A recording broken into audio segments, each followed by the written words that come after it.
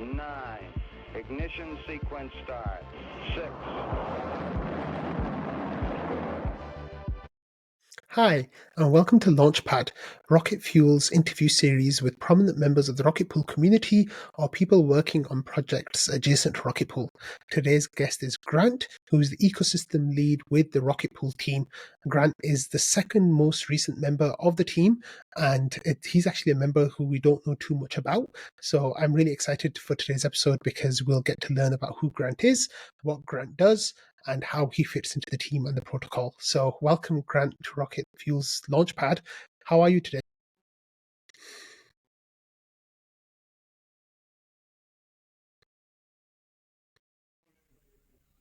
Interesting. I get where you're coming from about being a little bit of, I suppose, an enigma, but yeah. So just burst everyone's bubble. It's interesting. I'm sure we'll have a great time chatting and learning about who you are, though. So welcome. Let's start with where does your story start, Grant? Like, where does the person who I'm talking to now, where do you think like your story has started to get you to where you are now? So yeah, I think I've always been sort of very interested in technology in general. It started when I was probably about 12 or 13, I think, and my mom bought a computer like for home use, and we had internet. I was really excited about that. And then I remember very distinctly we had a game that wouldn't load because I think it was either RAM or video card or something like that. And so I took it apart and just kind of without any kind of YOLO, just like, oh, I'm gonna go get some RAM and install it. And made my first of many mistakes in technology with the computer on and running. Tried to upgrade the RAM, which was pretty stupid in hindsight because fried fried the computer. I don't remember exactly what happened, but it was no longer working, and I had to sheepishly explain to my mother why the computer wasn't working anymore. And thankfully, it was still under warranty. But yeah, Oh, wonderful. Yeah, that that sounds was my scary. start. But I think that's how people learn, right? Like you take apart Yeah, electronics, you put them back together again. And that I think so many people started like that. I remember a few of my guests who we've had on kind of started in the same way, like tinkering with computers, taking them apart, putting them back together again. Um, how did like that early interest in technology and like gaming and stuff like translate to like you going to high school and you going to college? Was that an interest that was still there for you? How did that happen? yeah, it was, and it's so I it's this kind of weird um it's this weird kind of thing with me where I was always very I loved technology, loved science, but I was terrible at it, and I didn't know why. Like I wasn't really good with math or with science classes. Like I remember like failing a physics class in high school and not understanding because I was so interested in it and I was so um, you know passionate about it in a way. And then it wasn't until much later that I have this number dyslexia that went undiagnosed, and so I was. So anyway, and I don't not to get off on too much of a tangent, but Brian Cox, who's an astrophysicist that's kind of like a sort of a popular pop science, Yeah. talks about this a lot about how there's this gatekeeping in that, which is very detrimental to in general because there's a lot of people that really are really interested in that kind of thing, whether it's science or math or technology, and then kind of get discouraged early on for reasons like that. That was so yeah. Long story short, I switched over to being an English major and studying American literature, which we'll get to it, but not a hot degree when you're moving to Australia for potential employers. It's You really don't interesting necessarily look for because that. I think what's really interesting there is because my experience with science and technology is quite similar, where I was really enthusiastic about science and math and like the science ideas. I loved them, and I was like huge into like astronomy and stuff. But my problem was like I have a super ADHD brain, so I just couldn't Yeah. bring myself to sit down and do the exercises and the practice sets. And I just couldn't do them. Like I was terrible at doing my homework. I didn't have any discipline. I was quick to get the concepts, but horrible at practicing the concepts, to solidify them. So I did really badly in science classes too for that reason. So I kind of like get you. I then went and did like political science and law. So it was a very similar journey. But what was it about English literature that really appealed to you? Like what was going on there? Well, that was my dad was an English professor. I just kind of what I was naturally it came naturally to me, I suppose, writing, and I don't know. It was kind of like I was also a little bit lazy, and then also a little bit of ADHD, where I was like I couldn't sit down and do the math either. It was the same thing for me. I was like I love the idea of this, but it was so tedious to kind of do like that, the extra work, the actual work involved. But yeah, so I think it was. I hate to say it, but it was out of laziness. I was just good at English. So yeah, that sounds really familiar to me. Definitely. So you said that you were moving to Australia. So where were you before you moved to Australia, and what took you to Australia? Yeah, so I grew up in Nebraska, which in Omaha, for most of my life. When I was back in around, I think around 2000, maybe 01, I'm not exactly sure, but I was in a sort of a chat room, like a music related chat room, and just started talking to this person on the other end of the world, and then yada yada yada. We've been married for 11 years now. I don't want to like, yeah. So we started talking and we became friends, and we just, it's hard to explain because back then, I mean, I don't know how many people will realize that it used to be kind of difficult. The internet and communication wasn't always as easy as it is now. There were no smartphones, so it was like you had to make an effort to keep in contact with someone, and so around the time when smartphones came along and instant messaging, and then we kind of realized we'd been talking to each other for, at that point, more than 10 years, and then I suppose it was around 2011, 2012 maybe, we just decided to see what would happen if we, I'd never met this person. I used to get a lot of jokes from my friends and family that it was a middle-aged man pretending to be, anyway, like you hear those catfish horror stories. This was before all that. But, yeah. But yeah, we, I didn't even, like, I don't know how much of this is going to be interesting, but I didn't even know what, my future wife looked like until like 6 or 7 years after meeting her, and like wow. Facebook came along, things like that. And then and it wasn't like we were in some long distance relationship the whole time either. We were mostly just friends and kept chatting to each other. And then, long story short, we both were like, there's got to be a reason. We're still talking about this all the time and talking to each other, and let's just see what happens. And then we spent some time together, which was great. Was that, did you go to Australia or did she come to Nebraska? No, she came to Nebraska. Wow. And, if anybody's been to Nebraska, I'm not sure that's the best approach, but it worked out. We did a bit of traveling while we were there too, outside of Nebraska, thankfully. And then it was just like, well, what do we do next? And then I think we were on a situation similar to this, where we were on like a Skype call after she'd gone back home.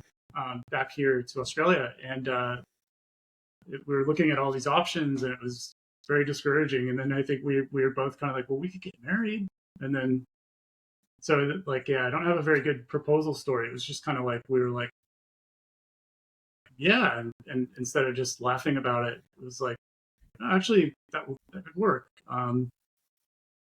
So yeah, that was 20, and then yeah, so I moved over here almost 11 years ago. It was April 2013 to Amazing. Brisbane. Yeah. So sorry, that's a very long-winded answer. But No, I love that. That's so cool. So when you got to Australia, how was life there? Like, you just landed in a new country, you didn't know anyone. Like, what was that adjustment like? yeah, it was as they say over here, it was full on. I was not expecting. I don't know what I was expecting. I'd never been here, and moved here, and all of my life was in two bags. I had two 50-pound bags, which is what you were allowed at the time, and all my clothes, all of my earthly possessions, and landed here. And among those possessions was I was running, and this will be kind of back to the nerdy tech side of things, but two video cards, because I was running a SLI setup on my PC.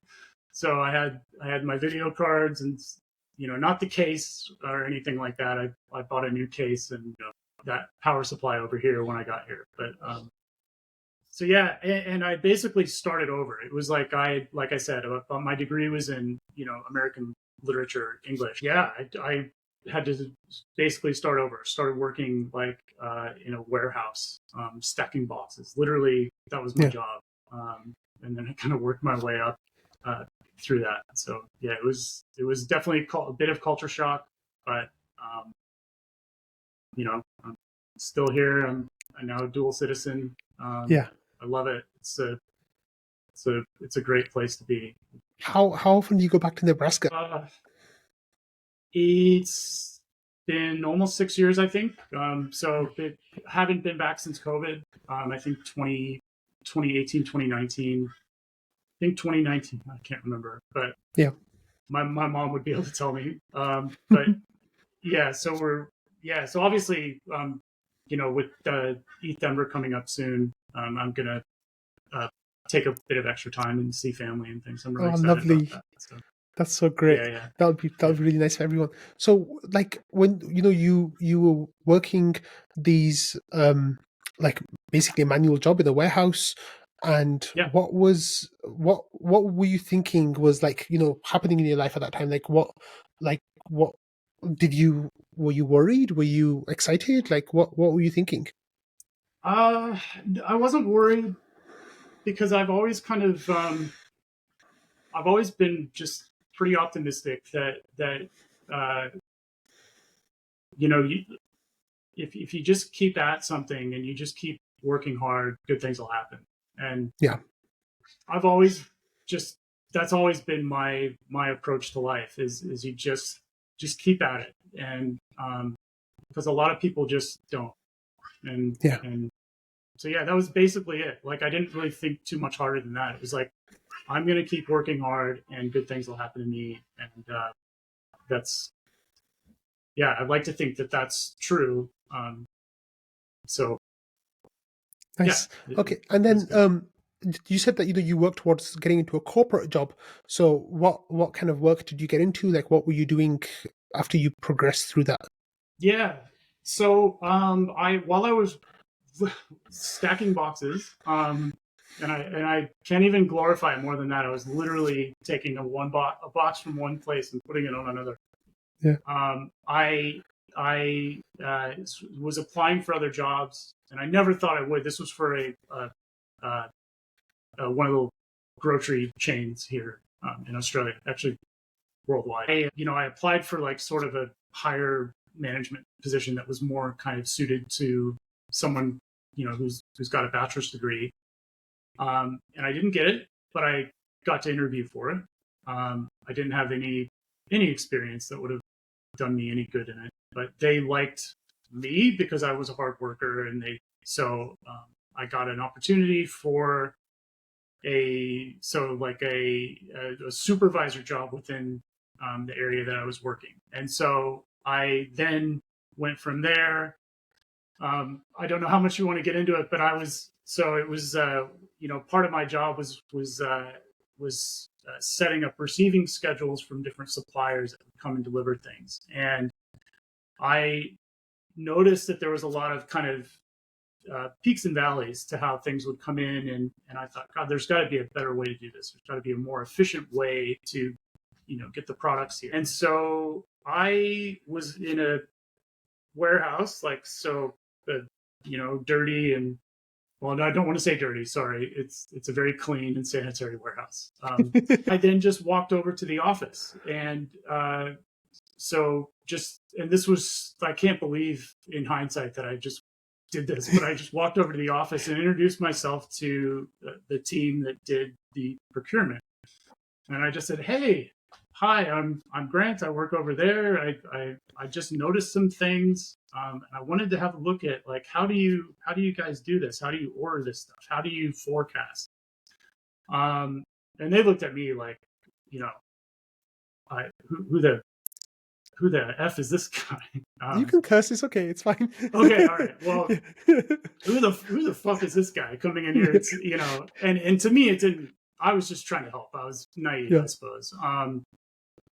But thankfully one of them who I'm friends with to this day, she was in charge of it. And she said, oh, okay. You think you're so smart? Here, sit down. I'll show you.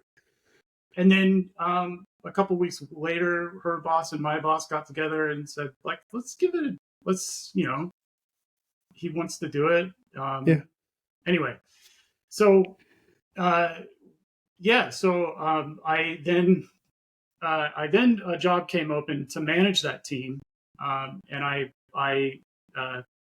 So I switched over. So I moved over to purchasing and procurement and, was the purchasing manager for that area.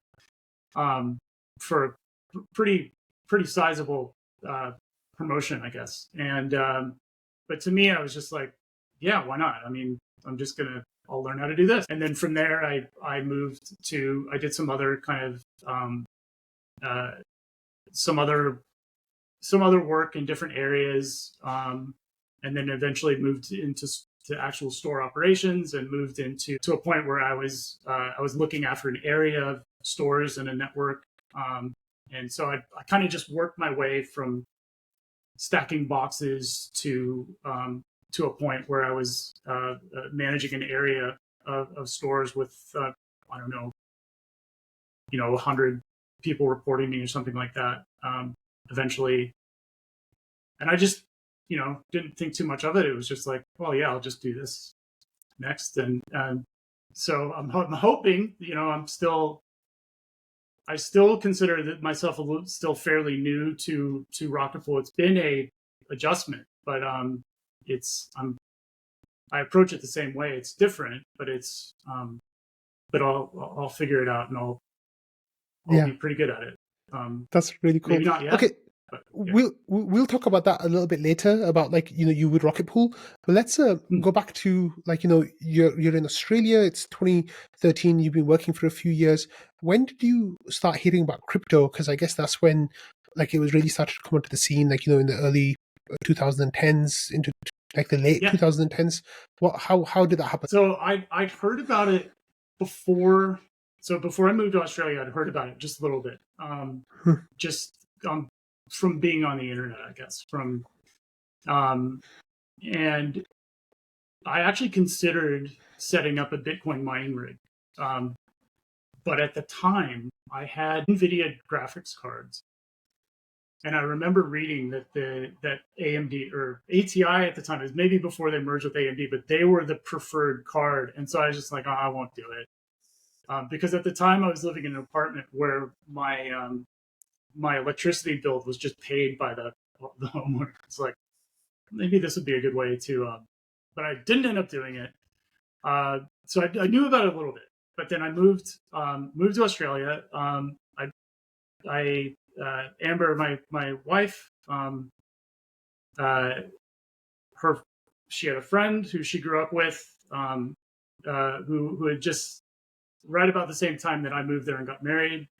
Her friend had just started dating a guy named Dave, who people probably can figure out who Dave is. He eventually founded Rocket Pool. He was kind of the guy that I didn't have any friends when I moved here, and so I kind of just instantly gravitated towards him because he's quite obviously very technically inclined, and we would talk about building computers, and although he's much more on the software side of things, like we would still talk about computers and graphics. He started telling me about Bitcoin back in late 2013, maybe early 2014. That's really early. And I remember very distinctly that. Yeah, I remember very distinctly. There was a group of us, and there, he was getting a little bit of shit for it. That like, oh, what's this internet money and everything? Where I'm just like, I'm locked in. Like this is fascinating. And I bought like he told me about like this is how the wallet works, and I still have bookmarked on my Google Chrome the first exchange where I bought my first Bitcoin in it. Bookmarked the price of what Bitcoin is, and it's still there today. And, what was it? It is $308.24 Australian. Australian dollars for one Bitcoin. So that was like about 400 US or something at the time, something along those kind of prices. At the time, no. At the time, believe it or not, and this is hard to believe for me now because of how bad it's gotten, but the Australian dollar was actually at that point worth more than the US dollar. Wow. Which is perfect time to move and transfer all your assets over. Whereas now it's like 65 cents or something. It's terrible. So I'm getting ready for a trip to America. So it's I think it's at a several years low point. Yeah. So. Okay. So then you bought Bitcoin. So did you become like a Bitcoiner? Like, were you like starting to talk to people about Bitcoin? Were you I don't know if Bitcoiner is the right word.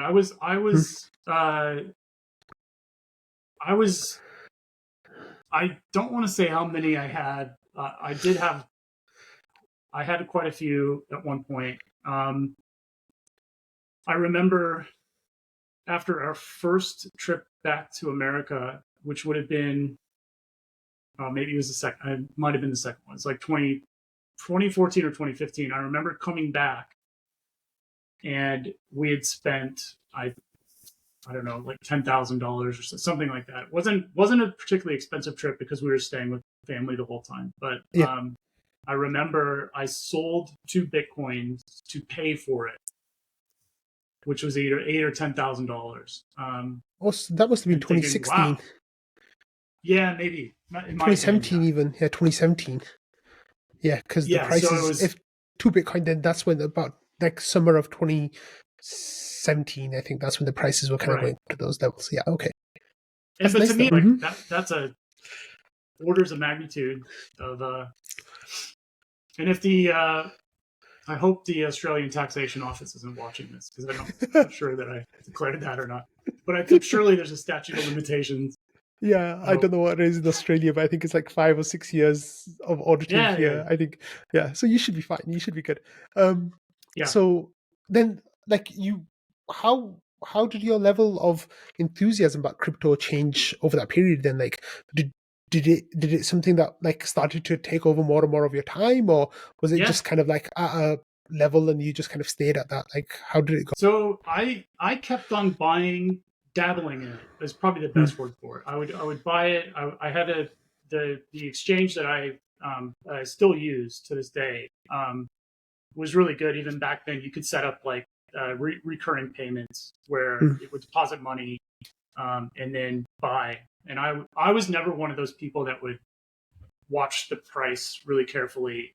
I set mine to buy once a week at like 10 a.m. on a Thursday, no matter what. And it was just the same amount of money. I learned that from sort of Warren Buffett's approach, and being from Omaha, I got a little bit of that from osmosis, I guess. But it was like if you're in this for the long haul, you don't worry about little stuff like that.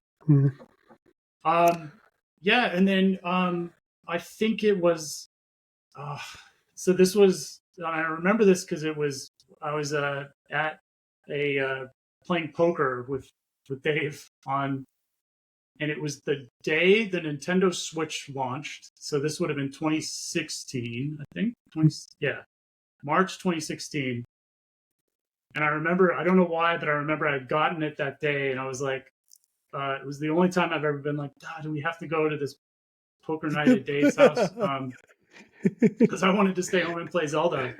Yeah. But instead, we went over there, and it's always I'm just joking about that, but that was the night that he started telling me about Ethereum, and so at the time, and he was kind of explaining how it worked, and I had no earthly idea what he was talking about. It was Bitcoin was hard enough for me to wrap my head around, but Ethereum was even more difficult, I think, at the time, especially. So on his suggestion, I went and bought some Ethereum next day, and those were $10 Australian each. And so I have had incredibly good fortune to be sort of exposed to Bitcoin and then Ethereum at very reasonable prices. So yeah, I bought like 10 the next day or something, and then I changed my weekly buy to include some Bitcoin and some Ethereum.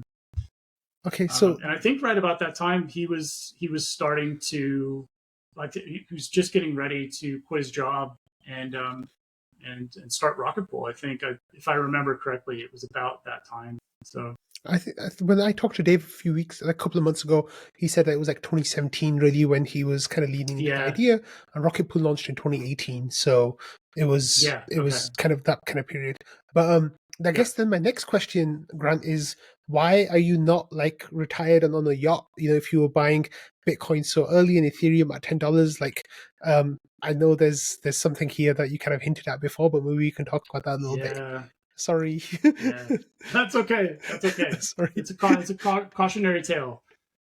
So early on, I bought a Trezor, and even back when just because it was cool, like the idea of the having a wallet and then having a hardware wallet was really cool. And yeah, I was doing a firmware upgrade. I remember it like it was yesterday, and I hadn't done a firmware upgrade in quite a while, and for some reason, because it was like, it wasn't as much of an iterative upgrade. It was like several updates had happened since the last one, so it was a bigger file, or I don't remember what exactly it was, but it failed. And as everybody should know, when you're doing a firmware upgrade, it warns you: do you have your recovery seed? Are you sure? And I'm like, yeah, it's in my desk drawer. Of course, I've got it. Didn't even think about it, and because I just thought it was in my desk drawer. And it failed. I had a little moment of panic.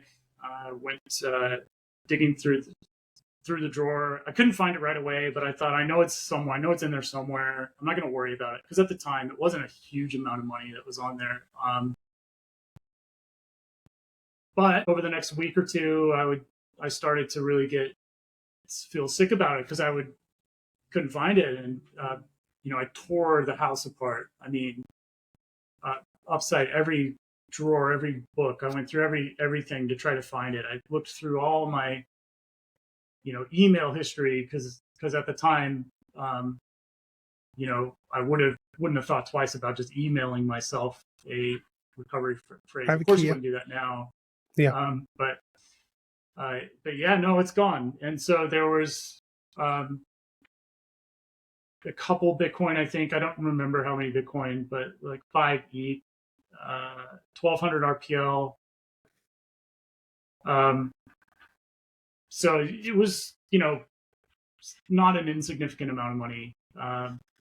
And so that actually kind of got me off of crypto, to be honest. I was, even though it was 100% my fault, it was, it's kind of what's really exciting about crypto in general, and what makes it so unique is like something like that can happen, and you almost have to go, well, that's what it's designed to do. Like, if you're not careful, shit happens. And unfortunately for me, it was a very expensive lesson. But yeah, I was probably for a couple years, I was really just, it made me sick to look and see what the prices were, and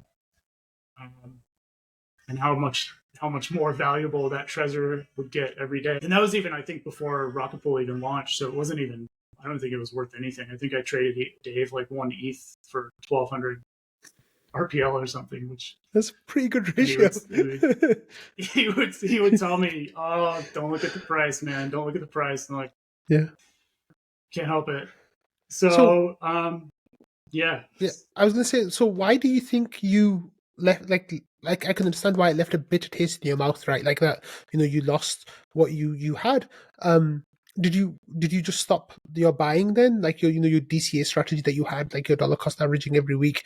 Did you just like cancel that and then just kind of left the whole space? I did, yeah, I did, and it wasn't until I can't remember exactly. It's probably more like about a year or so where I'd stopped, and it was just like I was so over it. And then we were also getting ready to buy our first house, and so it was like we had to be like every dollar was kind of, we were pushing into the for house deposit. So yeah. So yeah, probably 2019, early 2020, I started back up again with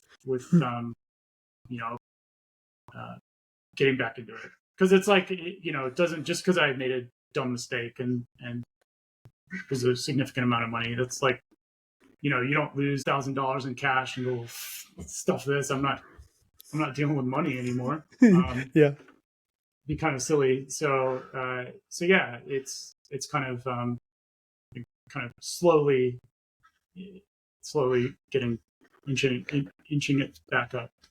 So was Dave involved in that, like getting you back into crypto, or was it something you just did of your own volition? Like, what were you thinking at the time? Yeah, because it's hard not to. Like Dave's my friend, firstly, and so it's kind of hard not to. You've talked to him. He's so enthusiastic, and I was so just, even though I was gutted about it, about my kind of personal stake in it, I was so excited for Rocket, like for him to do well, for Rocket Pool to do well, just because I know what kind of guy he is, and I know how hard he works, and how much he sacrificed to launch Rocket Pool. I don't think a lot of people know that, like how what a real very, very big risk he took doing that, and but he believed in it all along, and it's hard not to be around somebody like that and not kind of just have it rub off on you. So of course, yeah. So I just wanted to, I just wanted to get back into it. Yeah, that's probably seems like not that long ago, but that'd be like about four years ago. Where and we had talked about when he was getting ready. I don't want to get too out of order, but even at the time when he was getting ready to start Rocket Pool, we had talked about me joining back then. But it was like I was mentioned before about a promotion I got at work, and it was at my previous job, and it was just like I can't.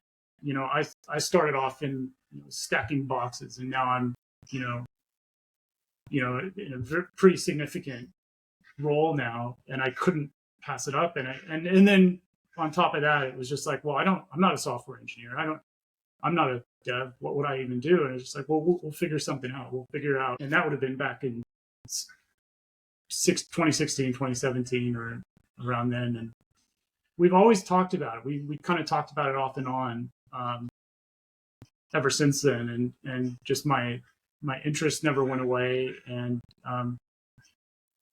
I think when you're in this industry, trust is pretty important, and being able to trust somebody, and being able to, there's a lot at stake here. And I think that meant, that was a pretty big deal. It was a big deal for probably everybody. I mean, Dave's surrounded, the team is I'm sure you met most of them. at Denver last year. They're just all just really, really good people who, yeah, sorry, I don't want to get, That's all good. get out of So order, go off at on this, tangents. But yeah. so at this point, when you were kind of on, you had some RPL, you lost it. Did you meet Langers or any of the people that he'd started Rocket Pool with? Like how was that relationship for you? Like, was that happening? I've known, I've known Nick worked with Dave before, and so I knew him going back to sort of poker night back several years ago, and then even Jake, who I think obviously helped start it. But then like I've been kind of just hanging around for a while. Like I've known Langers and Kane. I met Langers maybe a little bit longer because we'd gone and I went and had a beer with them a couple times before, like when they were doing like local Ethereum things here in Brisbane. I've been on the Discord since as you pointed out, I'm not super talkative. I don't. One of my goals, when I came into the role, was to observe as much as I could and to just listen. And that's kind of always been my approach, especially when I'm doing something new and different. Don't come in and act like you're a know-it-all. Don't come in and try to change everything or try to put your stamp on things. I think my approach has always been to just observe, listen, get a real understanding of what's going on. And for the most part, most of my work anyways is with external other protocols and things like that anyways. Yeah. Let's talk about 2020, 2021, the bull market happens, and how was that experience for you? Like riding up crypto to those great heights in that period. Mostly with regret and with pain, as my theoretical treasure value continued to climb. But then also in good ways, because it was like I was getting back into it, and so it's really, really interesting to see it all kind of blow up again. Because in 17 when it went crazy, and I think it was 17 when it was. So yeah, it wasn't exactly new. I'd seen it before, and so what was different this time was that now it's like Rocket Pool's in this and is a big part of it, which was really, really cool. Like really, really, really cool. Like I've been involved in crypto sort of since a good 10, 11 years, but to see someone, somebody I know who was like, yeah, I'm gonna do something with this, and it's like, holy shit, it's happening. This is great. Yeah. So because that's when the all-time high price happened and the ratio hit 0.1234 right at the end of 2021, right at the peak of the bull market. So it must have been a really exciting time for Dave, right, and the people around him. Like this was huge vindication in some ways of the decisions he'd made a few years earlier. How was he at that time? Did he get obnoxious and annoying, or was he just really chill Dave that he's always been? Dave's never obnoxious about anything. I think he's the most low key, successful person I've ever met. He hasn't changed a bit. He hasn't changed a bit. He's still as generous and thoughtful, a good dude as you'll ever meet. So yeah, it couldn't have happened to a better person, I don't think. Did you guys keep your poker nights going at that time? They started having kids, and that probably put a damper into it a little bit. They were always kind of inconsistent anyway.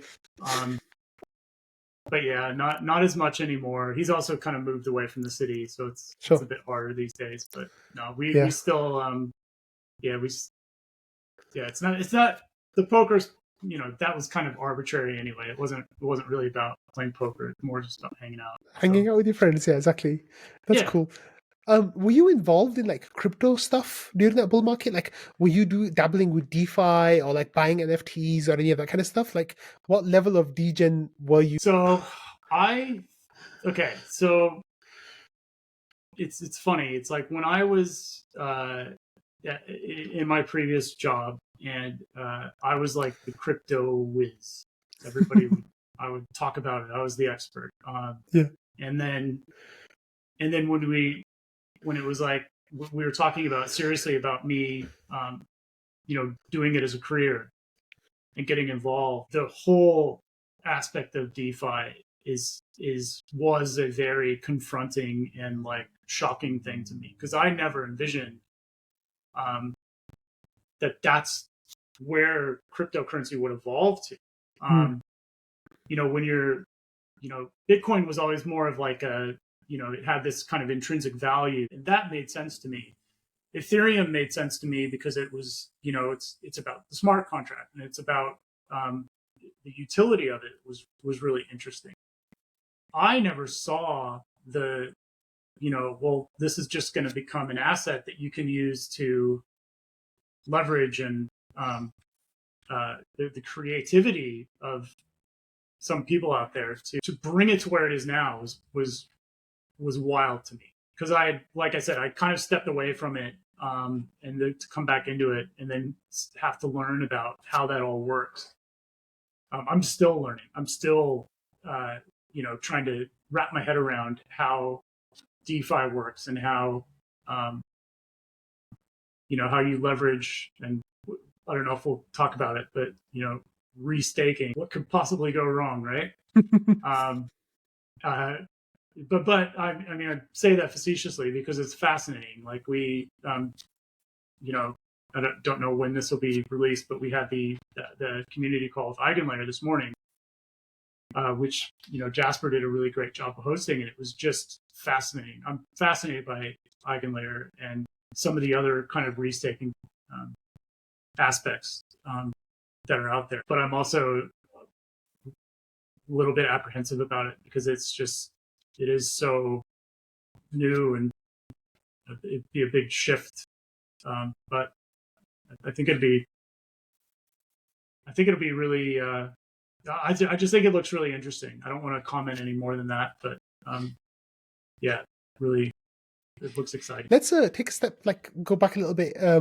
We got a little bit ahead in the story there. So 2022 comes around. Sorry. No, that's cool. It's totally fine. Not a problem at all. So 2022 comes around. Rocket Pool's kind of established now. It's growing. Like it's on mainnet. Like it's been running for a while. Everything's going well. And then 2023 happens, and we get the Atlas upgrade. We get Shanghai. Like we hit all-time highs in dollar terms. Like kind of similar to where we were at launch night, around $60, $65. On the ETH ratio, we smashed the all-time high. What after that, the team was already kind of talking in the community about like needing to grow and hire more people. Was this something that you knew about beforehand, or was this one of those situations where the team, like Dave was like, oh, we listed this job, and then you were like, oh yeah, okay, cool, I can apply to that? Like, how did that happen? How did you get into Rocket Pool, if that makes sense, into the team, into the protocol? Like, what happened there? So yeah, like I said, we talked about it back when Dave was getting ready to start the business, to start Rocket Pool. Yeah. And like I said, I was at the time, in my previous job, I had a pretty significant promotion. So regretfully, I had to say, like, oh, I don't, we just couldn't make it work. But that was always kind of in the back of my mind, and we would talk about it, and we would always kind of talk about, well, what would the role be? How would I fit into this? I'm not a software engineer. I'm not a developer.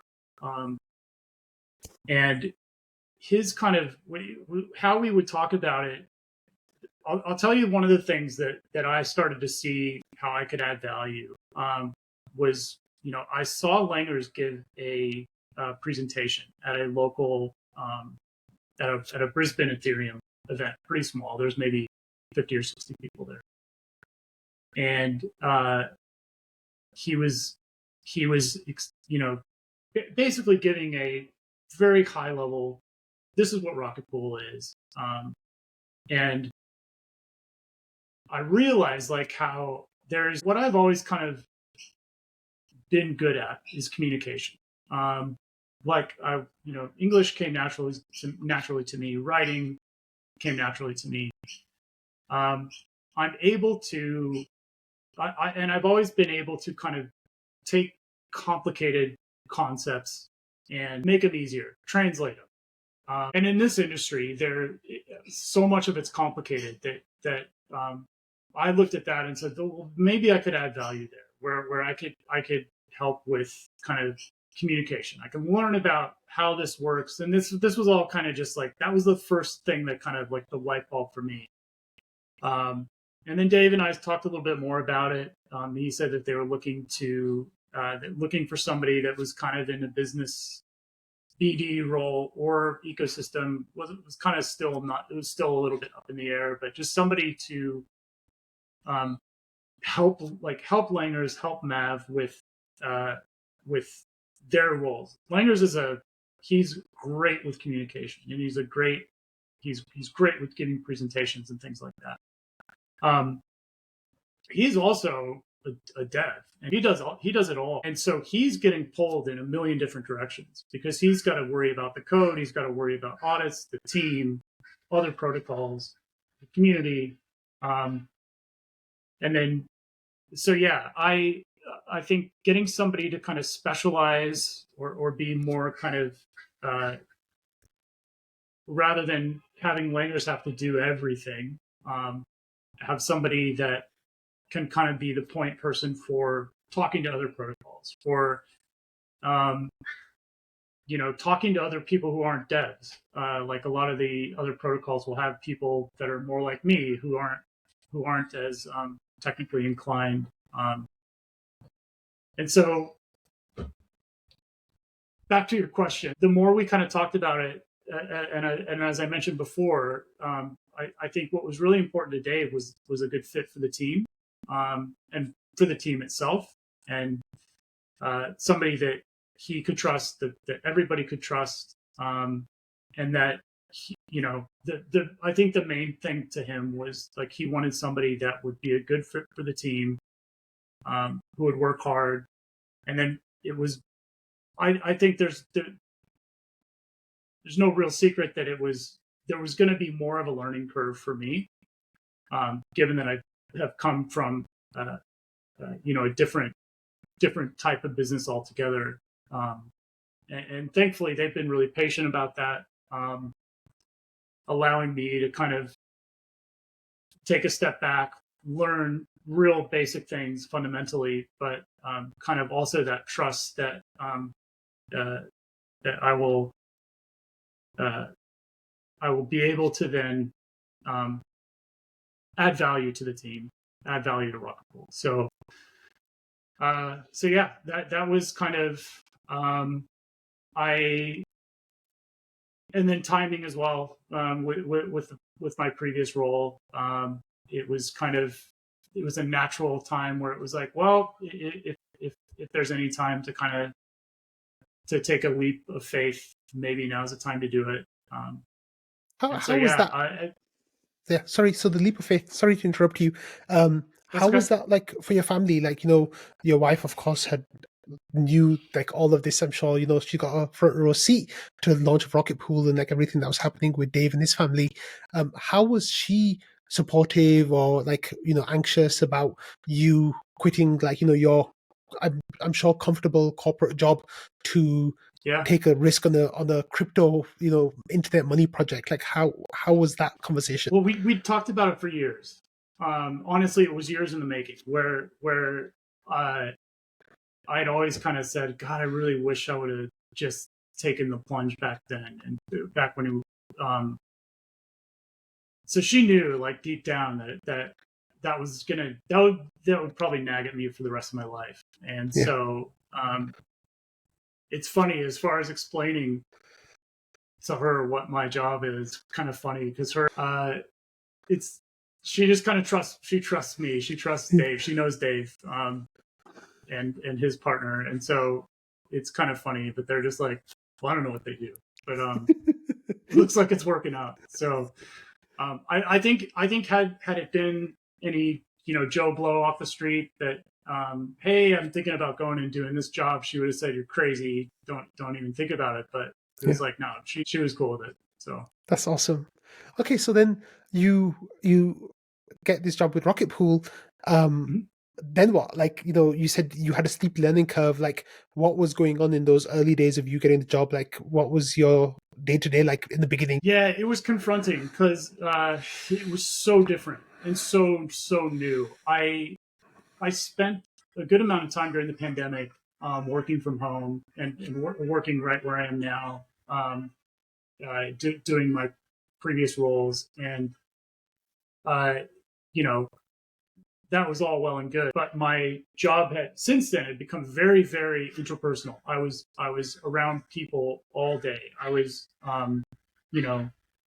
like actively leading a pretty big group of people, and so for me to then come and have a meeting on what we call stand up, which is the team meeting every day, and not having a clue what they were talking about was where I'd kind of gone from being this like, oh, I'm the smart guy who knows all about cryptocurrency, in my previous role, to being like, I don't know what they're talking about. This is crazy. And just going, but then the patience and the kind of like, I suppose the faith that, that I know them, and I've been around these guys for a while now, that it's like, don't worry, just learn as much as you can, soak up as much as you can. You'll start to get it. And they were right. And so at first I felt pretty inadequate, and that I would never understand what a roll up was versus, like it was all just didn't make any sense. And then now I feel really comfortable. I couldn't look at a line of code and tell you what it meant or what it did, but as far as the ecosystem works, I feel like it. But I feel like I've got my head around it now. So that's great. So why don't you post in the Discord more? Like, what stops you from doing that?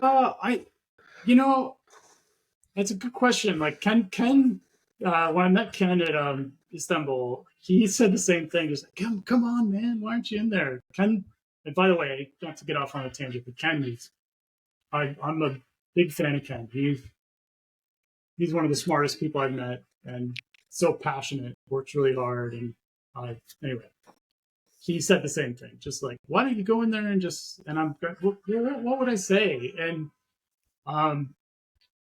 yeah, so maybe I should go in there. I do occasionally. Well, we'll go in, and there was a famous day when I got my POAP when we were all buying Rocket Pool RPL tokens. It was a few months back. I don't remember what was going on. I thought, oh, I'm gonna make a splash here, and I think I, just to show solidarity, because everybody was buying them, and I think I spent maybe it was like $1,000 or something, and I bought my RPL token and I posted it, and then like literally seconds later, Kane, who's one of the devs, posted his, and it was, I don't know, 20 times. It was significantly more than what it is. So I was like, oh, okay. So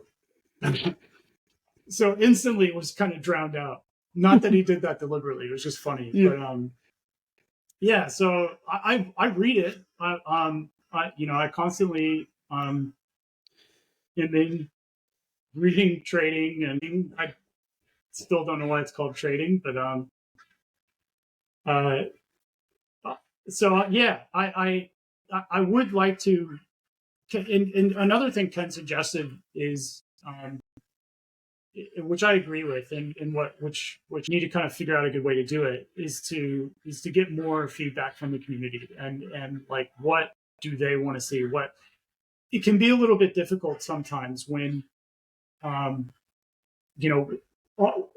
for instance, we'll get approached by another protocol or somebody that wants to work with us or partner with us, and a lot of times we almost immediately have to say, "Oh, look, that's something that the DAO has to deal with.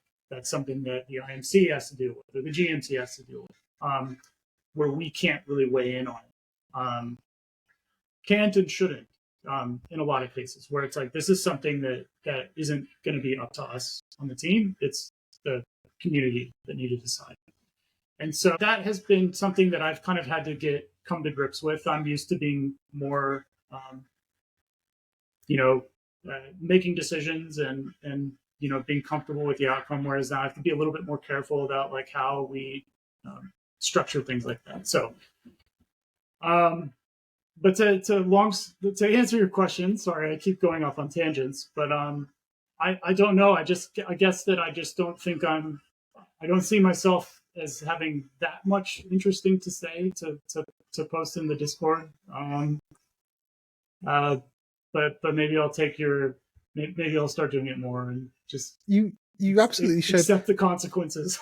No, like literally half of trading is shit posting, and it's just memes. Just come and post a meme once in a while. Like, just come and talk about like something random you saw on TV or something. Like we whatever, yeah, anything. Like you can just talk about whatever you want in trading, right? Like, that's the funny thing about trading. Like, we talk about literally about everything except actual trading of RPL. Like that's kind of like the line. So you're welcome to stop by. Everyone's going to be nice to you. Like, I don't think you got anything to worry about. So that's cool. Okay, so the community has this like huge reputation, right, of being kind of cult-like or zealots, like kind of rabid fan base. Like, we kind of lean into that sometimes. When you went to DevCon in Istanbul, like was that your first time like really meeting people from the community, and how was that experience for you? Went to Singapore as well, so there weren't many people. Token 2047, yeah, 2049, and ETH Singapore, much more kind of. 2049 was massive. Anyway, so I met a few people from the community there. But yeah, Istanbul was great. It was really, really cool. Like, yeah, I like meeting Ken. Getting to because I mean, like, I do actually watch what's going on in the Discord, even if I don't post in it. But like, meeting Ken was really cool because like I knew of him, I know what he does, but like, just seeing his enthusiasm, like, I mean, he was volunteering that whole weekend and giving talks and moderating talks and like he asking really good questions of presenters and things like that. I was kind of in awe. I was just like, this guy is amazing. He's got a full-time job outside of this, makes the time to travel, and then gets so involved. I mean, I really, honestly, I was just like, how do you even, I don't even know what to say, but I was just so impressed by him. And and then there were a few other people as well. I don't want to leave anybody out, but met quite a few other people who had just come and stopped by the booth. And everybody's just really cool, really like excited about Rocket Pool, excited about the whole ecosystem of Ethereum and staking, and so yeah, it was really, really cool.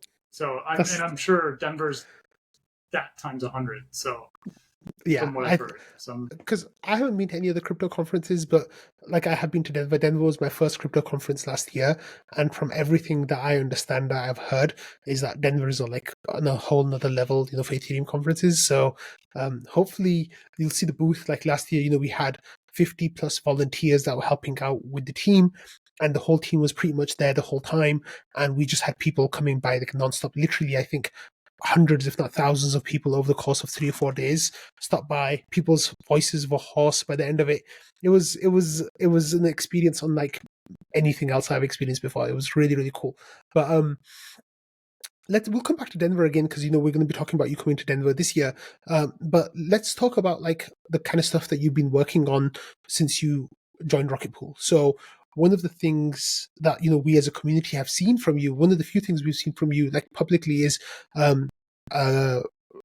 our ETH integration into Compound on a forum thread that was written by Grant, right? Like, we there was this Compound forum, and there was our ETH integration going into Compound, and it said, "This is by Grant," and we're like, "Oh wow, is that like our ecosystem lead Grant? Like, what's going on over here?" So, can you tell us a little bit about like those first forays into other protocols and like kind of working with them to try to promote Rocket Pool with them? Like, how did that happen? What happened there? Yeah, so that was one of the first things. Langers thought that would be something would be a good intro for me.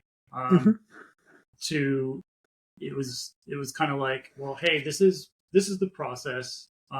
It'd be a good way for me to kind of learn about Compound, learn about the detail of Rocket Pool. How do you do this? How do you and so I spent a good couple weeks on that, researching, and it probably wouldn't take nearly as long now.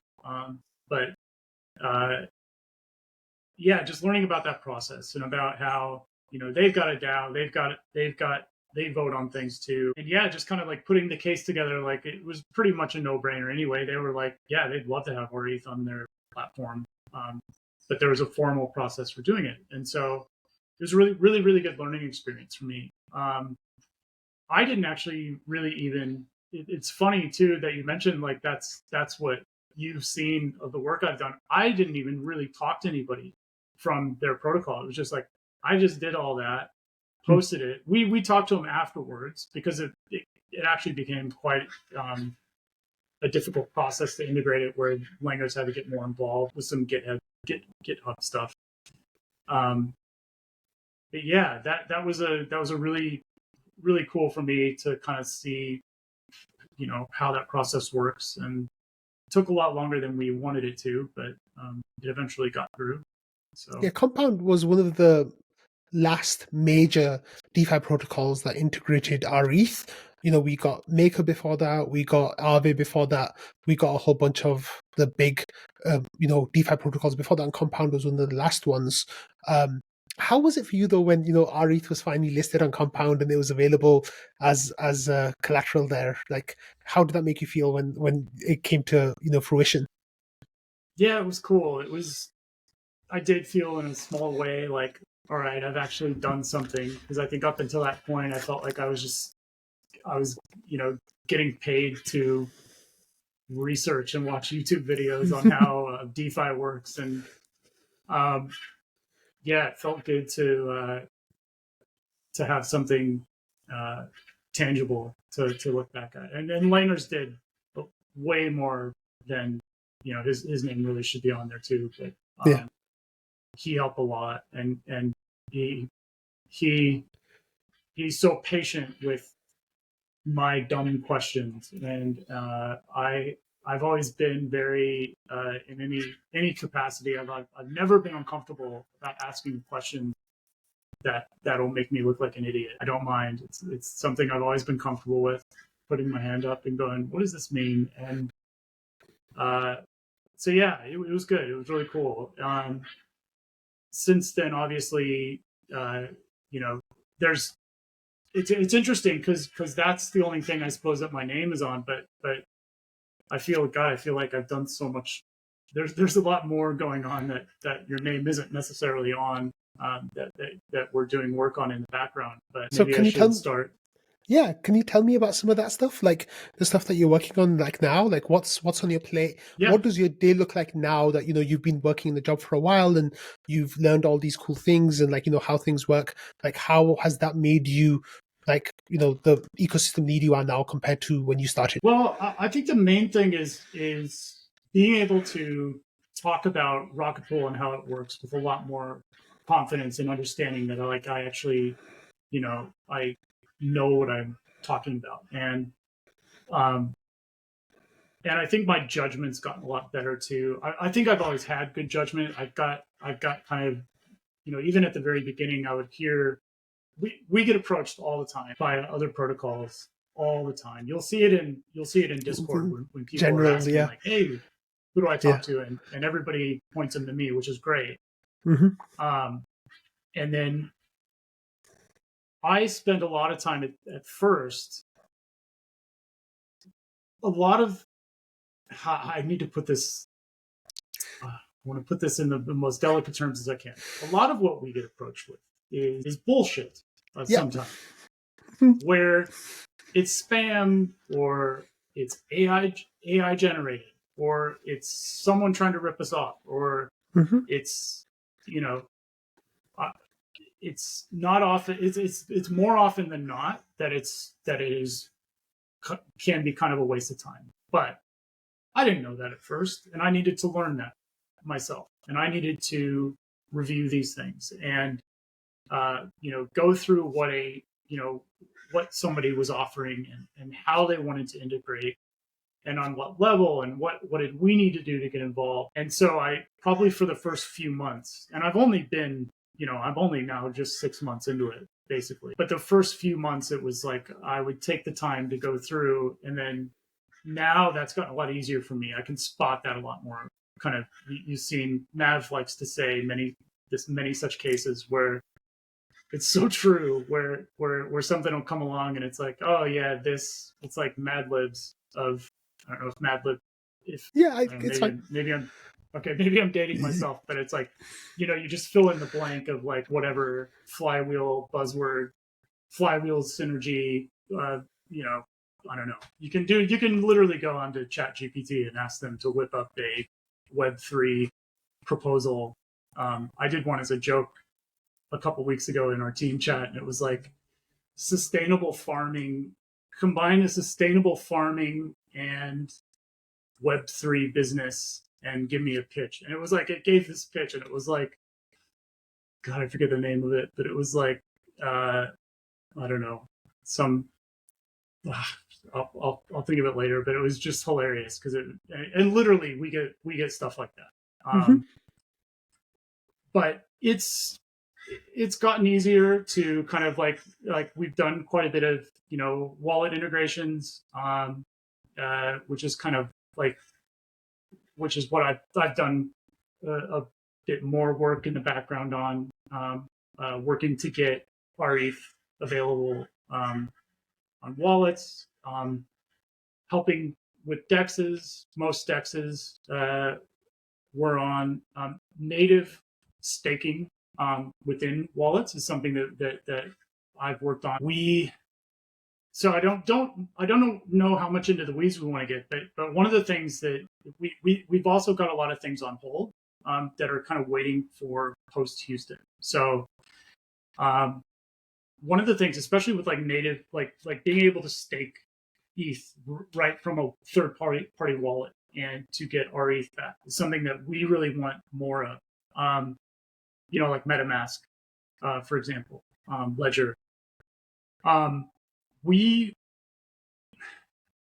problem with that is at the moment is with the deposit pool being almost perpetually full, it makes that kind of, there's diminishing returns, right? Where it's like you give them, you're giving people the benefit, the ease of use and the UI to be able to get our ETH, but when you're just adding extra steps to take a small slice of a fee, if the deposit pool is full anyway, all it's going to do is bounce off. It's going to just route them to a cheap DEX to give them back the RETH, and it's just going through all these channels that it can be kind of not a great experience. It might be a UI upgrade for the user, but and expose our ETH and Rocket Pool to more users. I mean, that's kind of the main point. But we also don't want that to be I would like that to be a more positive experience where it's like they're getting the best value for it.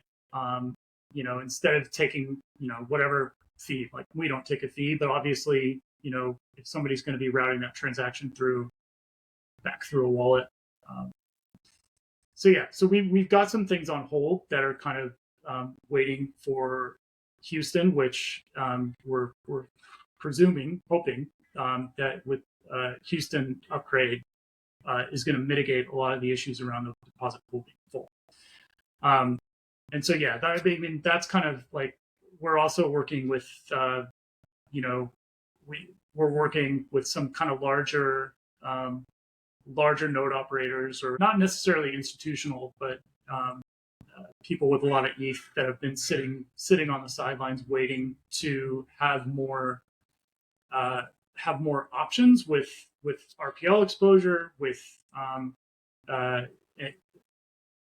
that sort of thing, which the Houston upgrade will give them more flexibility. So yeah, so long story short, like we're hoping that a lot of those things will mitigate some of the bottlenecks that we have now around getting more node operators on board. So that's kind of the other thing too that I've learned, is that is like clearly to me now is the bottleneck for Rocket Pool, is we need more node operators. We don't, all the things people want to do with DeFi is great, but if we're not minting new RETH, because the deposit pool is always full, and we're not getting new node operators, then it's it's counterproductive. And so yeah. But again, sorry, I give these long-winded answers. No, it's great. I really like it. One of the things I'm going to ask you, I don't know how much you can say about it then, is, there's these tokenomics updates that the community is working on right now. And one of the key things that we want is, to get more node operators online, or to make the ETH that the node operators currently have much more efficient compared to what it is now, so we can bring on much more RETH. Are these things that you're following? Like, is this stuff that you're paying attention to? And what are your thoughts about, how we're doing that as a community and as the team? Yeah, absolutely. I think I am very bullish about the future. I mean, I'm not necessarily paid to say that, but I just am. I think the utility of these changes, especially with Houston, I mean, those are all public anyway, is going to make becoming a node operator a lot easier. The tokenomics, I'm not going to comment on. I just won't. I'm not going to get into trouble. But I think anything that's going to make becoming a node operator more attractive is good, because that's what we need. Yeah, absolutely. Okay, so let's take a slightly different direction now. We can talk about ETH Denver, right? Like, so you will be one of the team members who's coming to ETH Denver. In fact, all the team members are coming to ETH Denver, except Joe, because he will be on paternity leave, which is really exciting. How are you feeling about ETH Denver? Like, what have you heard? What are your thoughts? Are you going to be working while at ETH Denver? Like, what kind of work will you be doing? Tell me everything. I am so excited about ETH Denver. I was actually going to come last year, but my mother happened to be visiting here in Australia, so I couldn't. Or I could have, but I think it would have been in poor form. She was here for like 2 months. She was here for like February, bit of January, bit of February, and I think it would have been poor form had I just left. Bye, Mom. Yeah, I'm off to America. Go. Yeah, but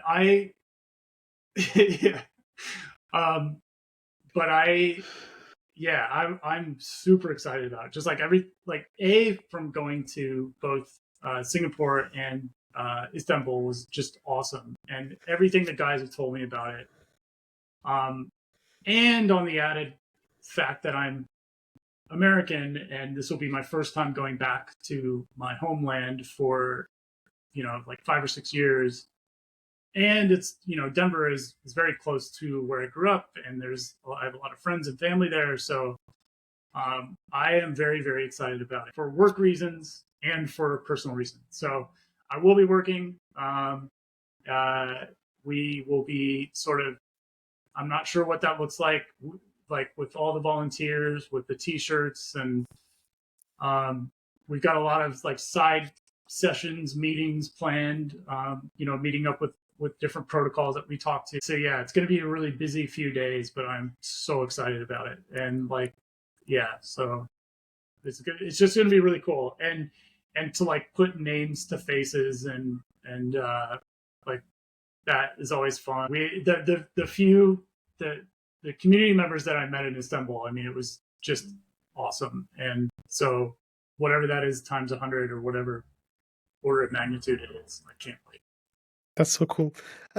Grant, can you tell me a little bit about some of the projects that you like kind of working on that you're most excited about, and like some of the integrations that you think will just be like so much fun or so like, resounding in its impact? Like maybe you can tell us a little bit about that. I can talk about maybe not necessarily things I'm working on, but um, as we were talking about earlier, we were talking to the guys from NodeSet earlier. I think NodeSet is one of the is really, really cool. I think, again, it's a little bit over my head, the technical side of things, but talking to Nick and Wander and Joe now, who's kind of doing some side work with them, seeing how it'll work is pretty exciting, and seeing what that'll mean for Rocket Pool is really exciting. So again, that's Houston related. So once that gets released, yeah, really excited about that. I've been working with Maddie from SSV. I helped him sort of with that the bounty. This actually may be a good place to plug that the bounty is still there. I don't know how much traction it's gotten, so we're going to try to start working on that, bringing more attention to it. But it's it's basically integrating SSV with Rocket Pool, which is really cool. I think if we can get some more attention on it. But yeah, just kind of that's another thing that's a bit new to me. Working with another protocol to help to help get that on board. So I'm hoping that that'll start to get some traction and get going. Nice. There's a few things I can't really talk about, but with larger node operators that we've been talking to, large ETH holders that are like I said, waiting on the sidelines. We've got some wallet integrations that are pretty exciting. That again, we may need to wait until Houston before they go live. But yeah, so yesterday the news was that ARK and 21 Shares in the ETF wrote about staking some of their ETF, ETH with third-party operators. Have you been in their, DMs trying to get them into Rocket Pool?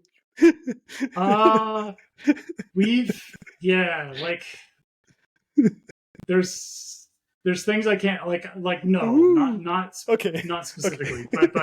but there have been occasions where, and again, I won't name any names or protocols or anything. I don't want to, but we've talked to that I think had Houston been live a few months ago, might have played out a bit differently. That's probably all I can say. But so again, so knowing that kind of gives me more, kind of makes me feel even more bullish about it, because wonderful.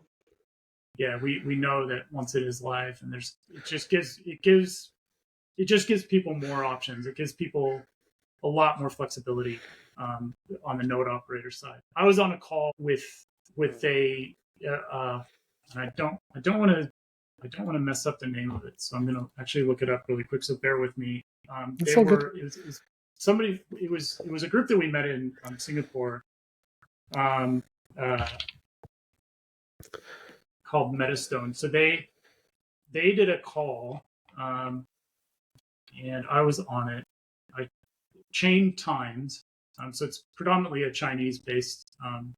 It was a DeFi and distributed validator technology call, and it was really interesting. There was a couple other protocols on it with me, but one of the things they asked about was what do you see in 2024? That's if 2023 was about DeFi and about if that was the theme of 2023, what's 2024? And what I think is that there's much more out there that is, if DeFi is something that benefits the liquid staker, 2024 is the projects that are coming along, I think, more benefit the node operators. benefit the people that are doing like they they are the ones that are going to benefit from, I think, a lot of what's going on, like your eigenlayers, some of the other things that are kind of on the verge of coming out. So that's really cool, and I think that is the theme maybe for 2024, is that there'll be much more flexibility and options for node operators, which, like we said, that's what we need at Rocket Pool, is more node operators. So yeah, hopefully that's the case. That's wonderful. So today we got a date for the Dencun upgrade, which will of course have the beacon state route changes, which we really need for Houston. So I have this theory that the team will announce a date for Houston at ETH Denver, because they kind of released that's my theory, and that because they released information about Atlas at ETH Denver last year, so I think it kind of makes sense that they'll release information about Houston this ETH Denver, with Houston probably going live like a month after that, because testnets probably start that week after ETH Denver once the team's back. That's just my speculation. I know that you and I haven't talked about this before at all, so how accurate am I about that? Like, from 0 to 100%, am I like 99 or like 100% accurate? I can neither confirm nor deny. I don't. I'm going to be totally honest, Whack. I don't know, and I think I wouldn't tell you if I did. If Langer said, "Don't tell Whack when Saturn's coming out," I don't think that they know at this point. Maybe it's a few weeks away. Where the audits for Houston are just about done. Yep. So yeah, it could be something that they would, or at least put a tentative date on. But if I'm wrong, I apologize. No, you're great. You answered that very deftly, so that's all good. Tell me some things like about how, now that you've been working with the guys in Rocket Pool, and like you've been there for like 6 months now, how has your relationship with Dave changed, and like how has it been like working with him instead of just being his friend? How does that all feel? That's a good question. It hasn't really changed at all. We're still, it hasn't changed at all. I hope not. It's more of like, like I said, I knew these guys a little bit before I joined, obviously, and I guess it kind of it's more of like a validation, like what a really good team it is, and how how smart they are, and they're just good people, and I think that can kind of be overlooked, and it's a very like, it's an overlooked qualitative way to look at who you surround yourselves with, and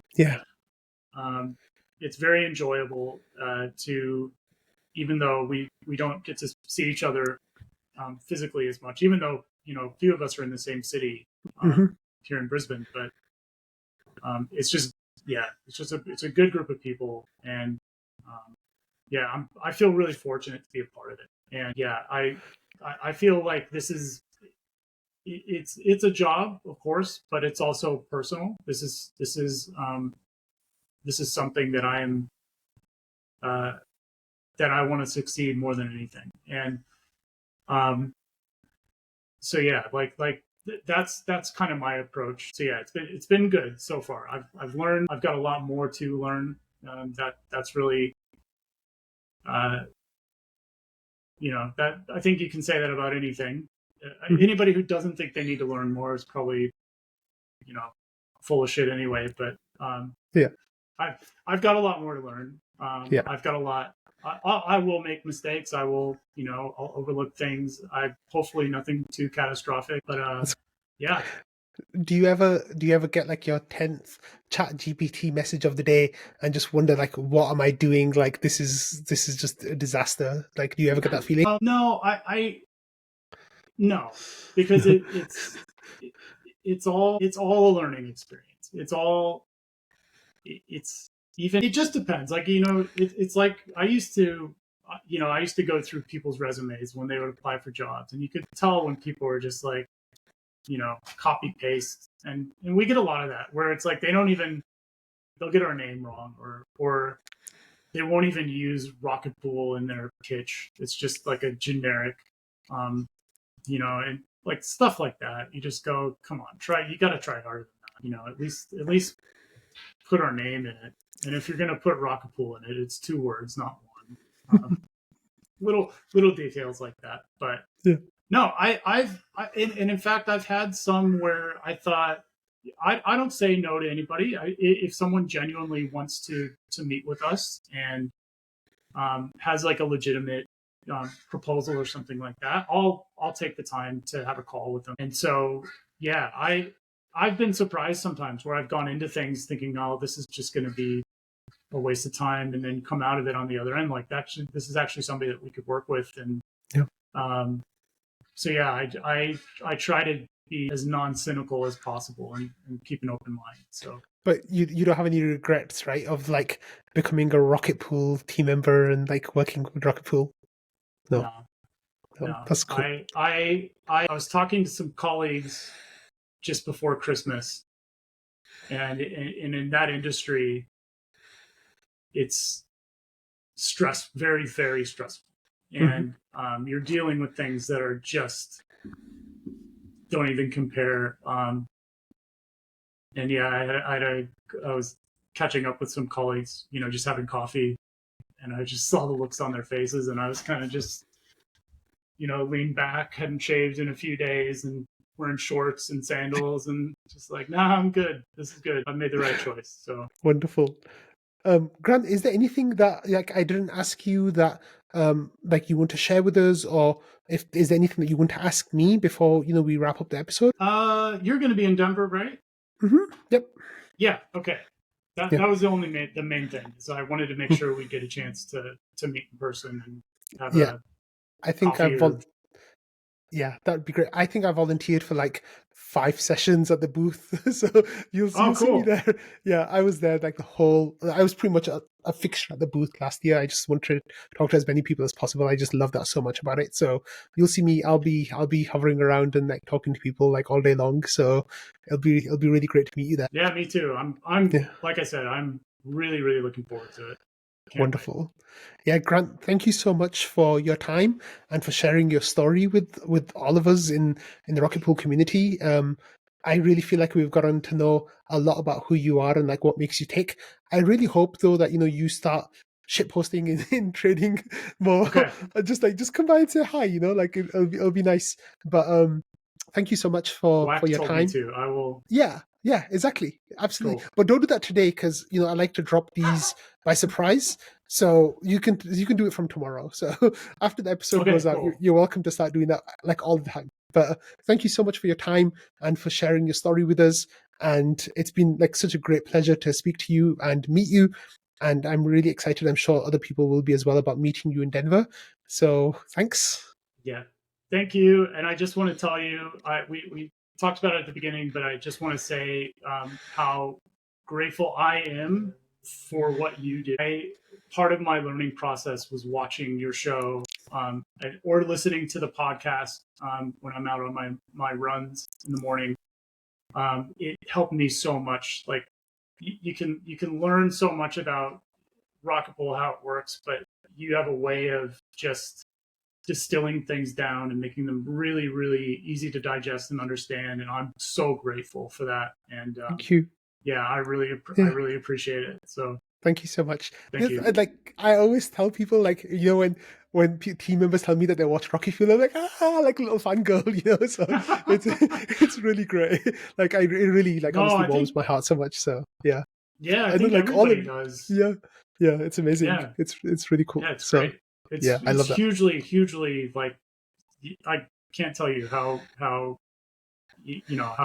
much it's given me, and I'm sure a lot of people out there. So thank you so much for that, Grant. Like I really appreciate it. So the next time we're going to talk will be in trading, and then the time after that will be in Denver. So I will see you there, all right, and we will all see you there. Thank you so much for your time and for this opportunity to get to know you. Thank you.